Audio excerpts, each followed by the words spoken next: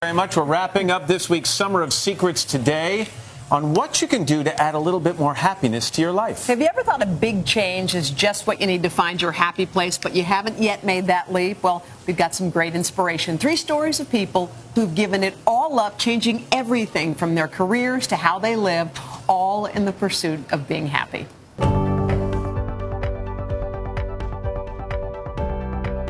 We had the typical, not necessarily American dream, but the American life. You know, you go to school, you get a job, start your career, you buy a home and settle down.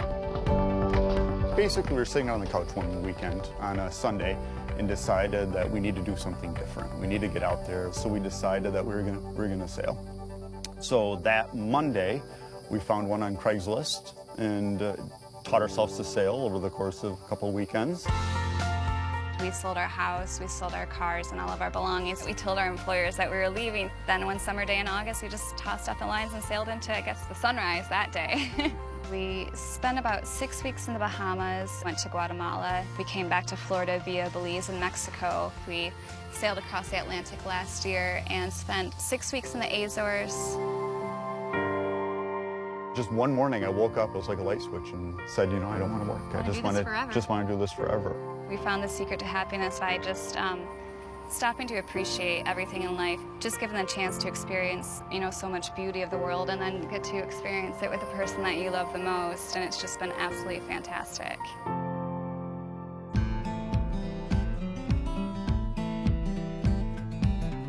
I was the CEO of a voice telecommunications software company. Out the door at 6:30, 7 o'clock in the morning, back at 6:37, 8 o'clock at night. We had 3 kids that were 5 and under. You miss the baseball games, you miss the soccer games, you know, those things are important. But what I really felt like I was missing was watching my kids develop.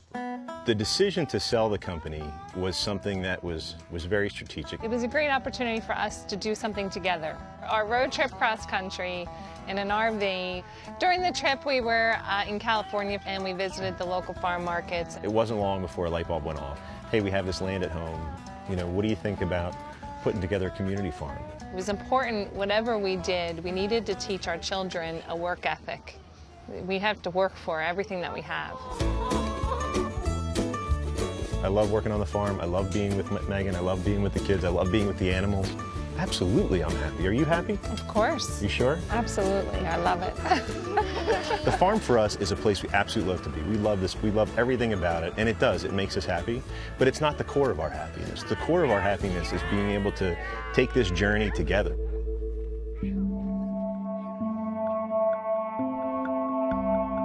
Last year, after teaching high school for 11 years, I made the decision to quit my steady, stable job to pursue a life of happiness, teaching yoga. Thank you for coming and joining me today. It was a very hard decision to make, but it wasn't like I woke up one day and said I quit.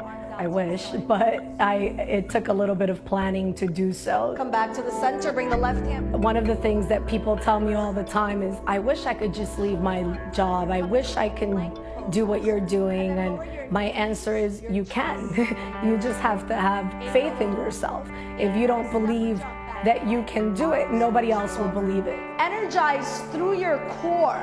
It fills my heart with lots of joy, tears of joy, for creating the life that I wanted, for believing in myself, and understanding that sometimes pursuing happiness might not be the easiest road, but it's a road well worth traveling. The divine in me honors the divine in you. Namaste. The secret to happiness is understanding that happiness comes from within, and only you can create your happiness. See, I love that story. We're quitting really right do. now. No, we like our jobs too. We do. Jessica and Matt blog about how to have their sailing lifestyle without spending a lot of money. In 2014, they spent just over $12,000. Wow, and Bill and Megan suggest starting out simple, like growing some cucumbers and tomatoes in your backyard. And Anira says while she does make a good living teaching yoga, it's lucrative on many levels beyond the financial. Someone once told me if you have something that you really want to do, but you can't give up your insurance, your money, and all that stuff, you should put 10% of your time and 10% of your energy toward that thing you really want to do. So in your head, you're building toward it while you still have the stuff you need. It makes good sense. Yeah. Good strategy. All right, come